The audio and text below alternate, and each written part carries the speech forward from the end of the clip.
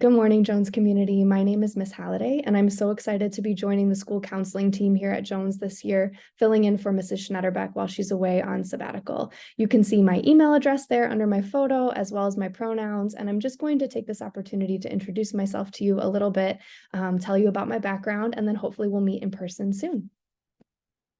So as a CPS employee, I've actually been with the district for quite a while. I was an IB World Language teacher for 11 years. I taught Spanish to pre-K through 8th graders at Pulaski International School over in Bucktown. And then last year, I took a sabbatical from teaching while I did my counseling internship at Amundsen High School up on the north side. So that gave me a great opportunity to learn all the ins and outs of school counseling from a really experienced team at that school. And then this year, I'll be here with you, taking care of Mrs. Schnatterbeck's caseload while she is away throughout the duration of the school year. So my caseload by last name, it's blocked a little bit by my video there, but in 9th grade, so freshman, I'll be working with students from last names Parker to Shaw. In 10th grade, all the last names letters P through S.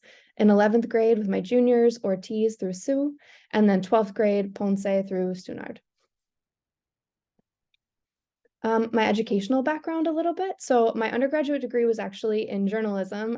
I got my bachelor's degree from the Middle School of Journalism at Northwestern, and I graduated in 2007 with a double major in Spanish language. And I did work in magazines for a little while.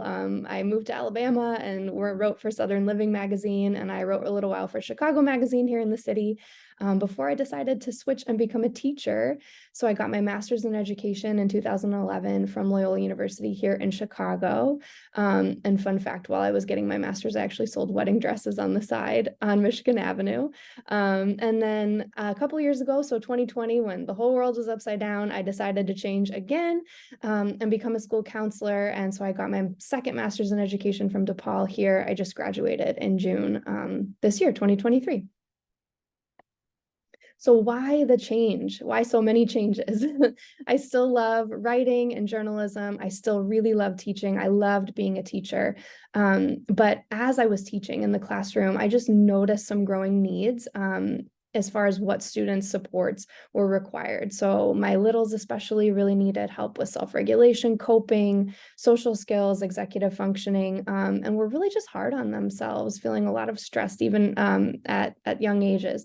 And so I started taking a lot of professional development, getting a lot of training in the area of social emotional learning, and just fell in love with that work and found it difficult to give the attention to my academic content and also to the social emotional learning the same time while I was teaching. And so I just decided to switch and focus on school counseling. And I've kind of grown to love all of the domains. So the college and career support, the social emotional support, as well as the academic support, essentially just being in the building, working one-on-one with students to help them have the best experience possible during their time, in this case here at Jones or in whatever school they happen to be at.